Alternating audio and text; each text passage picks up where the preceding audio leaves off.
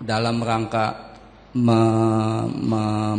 memperoleh, mendapatkan Lailatul Qadar, insya Allah itu pada saat kita itikaf, ya, pada saat itikaf apa aja yang kita mesti lakukan, dan khusus boleh nggak Ustadz pada saat itikaf itu diadakan kajian taklim gitu loh, supaya kita lebih menambah ilmunya Ustadz. Hanya sederhana aja Ustadz.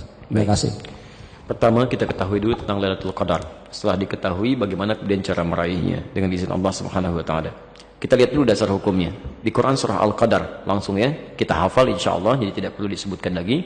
Inna anzalnahu fi Lailatul Qadar. Kami turunkan Quran itu di malam Al-Qadar. Jadi kalau sudah pakai Lailah, jangan pakai malam lagi. Malam Lailatul Qadar. Lailah itu artinya malam. Ya. Jadi kalau sudah pakai Lailah, nggak usah pakai malam. Sudah Lailatul Qadar. Jadi kalau nggak pakai Lailah, pakai malam, malam Al-Qadar. Jelas ya? Sama dengan kita ketemuan nanti ya setelah ba'da asar.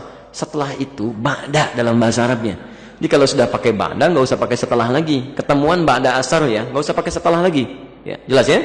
Baik. Wa ma adraka ma Lailatul Qadar. Apa yang kalian tahu tentang Lailatul Qadar? Apakah itu Lailatul Qadar? Nah, tolong garis bawah ini. Satu, Lailatul Qadri khairum min alfi syahr. Pertama, kemuliaan malam Al-Qadar itu lebih mulia, lebih banyak pahalanya dibandingkan dengan 1000 bulan. Ini sering keliru tafsir nih. Sementara orang mengatakan beribadah di malam Al-Qadar sama dengan pahala 1000 bulan. Keliru. Bahasa Qur'annya lebih daripada 1000 bulan. Lebih. Khairum min alfi syahr. Lebih baik dari 1000 bulan. Lebih. Jadi bisa 2000 bulan, 3000 bulan, 4000 bulan, 5000 bulan, terserah Allah. Karena bahasanya lebih. Kaidah dalam ibadahnya, kaidah dalam fikihnya, kalau Allah tidak khususkan, jangan dikhususkan, itu umum. Ya, jelas ya? Baik. Jadi satu, kalau Anda ibadah berdapatan dengan malam itu lebih daripada 1000 bulan. Kalau 1000 bulan saja kurang lebih 83 tahun, maka kalau ada orang sholat di malam itu, baca Quran, itu nilainya lebih daripada itu.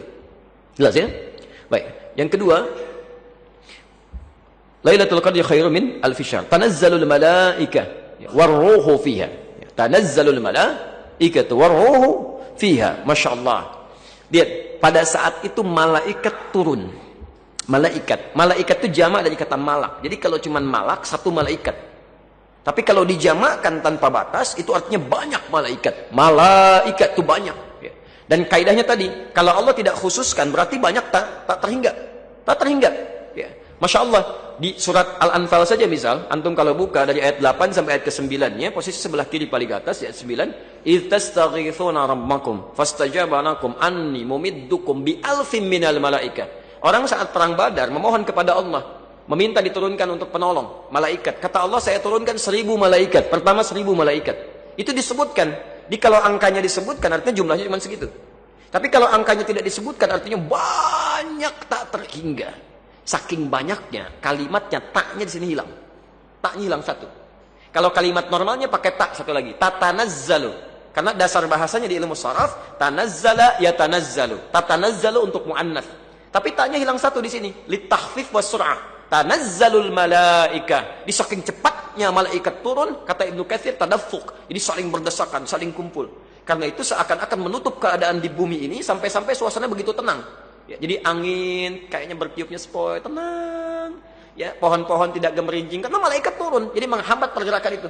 Suasana tenang, enak, banyak. Bahkan Masya Allah, roh itu nama lain dari malaikat Jibril. Ar-roh, tanazzalul malaikatu war-rohu fiha. Nama lain dari malaikat Jibril. Malaikat Jibril tugasnya apa? Menurunkan wahyu. Dan selesai menurunkan wahyu pada saat Rasulullah SAW wafat. Di turunnya malaikat Jibril itu khusus pada para nabi dan rasul saja untuk memberikan wahyu, menyampaikan wahyu pada saat dalam dunia kemanusiaan. Jadi kalau nabi sudah meninggal, wahyu nggak turun lagi, tapi khusus malam Al-Qadar ikut turun. Saking pentingnya malam ini ikut turun Jibril. Hati-hati ya. Tapi jangan dimanfaatkan saya mendapatkan wahyu dari Jibril. Itu kacau itu ya. Nggak usah diikuti lah yang seperti itu. Tidak. Diikut turun aja, ikut mengikuti. Masya Allah, berdoa bagi orang-orang yang berdoa, berzikir bersama orang yang zikir, memohonkan ampunan dengan orang yang bertobat dan sebagainya. Masya Allah, turun itu. Ya. Bi'izni rabbihim, dengan izin Allah. Jadi rugi kalau ada orang tidak mendapatkan malam ini. Rugi. Karena saat berdoa, malaikat mengaminkan. Berzikir diikuti, bermohon diampunkan. Masya Allah. Dan berita baiknya ini yang paling penting. min kulli am, yang ketiga keutamaannya, min kulli am, dari semua persoalan. Jadi kalau Anda punya kebutuhan apapun itu bisa diselesaikan malam itu dengan izin Allah Subhanahu wa taala. Salamun. Salamun. Malam itu melahirkan kedamaian, ketentraman, kenyamanan. Di Quran kalau ada kalimat salam, itu artinya jaminan keselamatan, kebahagiaan, ketentraman di 3 alam. Dalilnya Quran surah 19 Maryam ayat 13, posisi paling kanan pertengahan. Salamun alaihi yauma wulida wa yauma yamutu wa yauma yub'atsu hayya. Yahya kamu dijamin keselamatan, salam, tenang, tentram saat di dunia, di alam kubur dan di akhiratnya. Artinya kalau ada orang berhasil mendapatkan malam Al-Qadar, terjadi perubahan pada dirinya, semakin dekat dengan Allah, maka akan dijamin dia tentram hidup di dunianya, selamat di alam kuburnya dan bahagia di akhiratnya. Bagaimana mendapatkan itu? Hiya, malam Al-Qadar itu hatta matla'il fajr. Berlangsung dari malam sampai munculnya fajar. Jadi waktunya cukup panjang. Ya, malam itu kan dari Isya, selesai Isya. Isya selesai muncul malam kan? Sampai fajar. Sampai fajar berlangsung. Kalimat hatta itu lil ghayah, sampai ke ujungnya. Ya, jadi singkatnya malam Al-Qadar itu karena disebutkan malam pasti terjadinya bukan siang. Pasti malam. Di syarat pertama kalau ingin mendapatkan Al-Qadar itu bukan dengan itikaf syarat pertamanya. Itikaf itu bukan syarat mendapat Al-Qadar, bukan. Syarat pertamanya adalah Anda harus menghidupkan setiap malam Ramadan.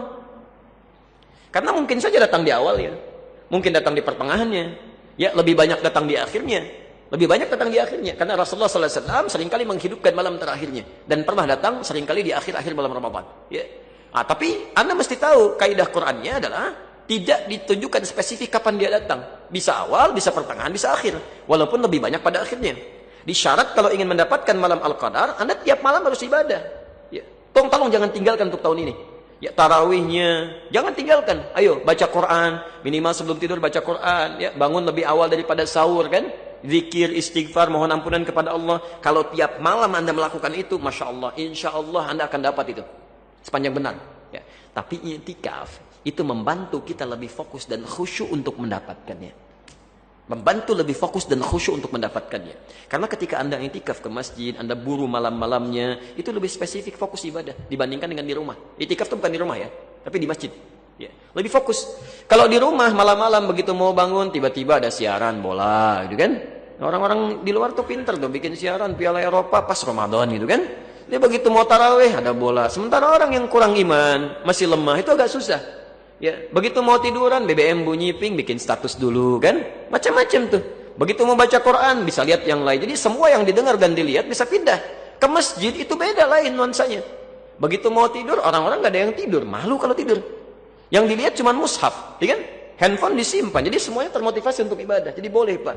Dan boleh saja kalau ingin mengadakan kegiatan-kegiatan di masjid yang mendorong fokus untuk ibadah. Tapi poinnya adalah jangan sampai terlalu mengganggu ibadah di malam harinya. Ya, jadi kalau mau kajian-kajian subuhnya, kan, dan istirahat, sorenya menjelang buka istirahat, malamnya maksimalkan untuk ibadah aja. Ya, kalau mau pengantar yang singkat aja, nggak usah lama-lama, setengah jam, 1 jam istirahat, langsung malamnya ibadah. Ya, itu yang lebih bagus, itu yang lebih bagus. Ya, saya kira itu ya, cukup ya. Baik, saya kira kita cukupkan dulu untuk hari ini. Semoga Allah memberikan kemuliaan kepada kita semua. Bapak Ibu sekalian, bila dari uraian kami ada benar, itu dari Allah dan Rasulnya, silahkan amalkan. Tapi kalau ada sesuatu yang keliru, itu mutlak kesalahan.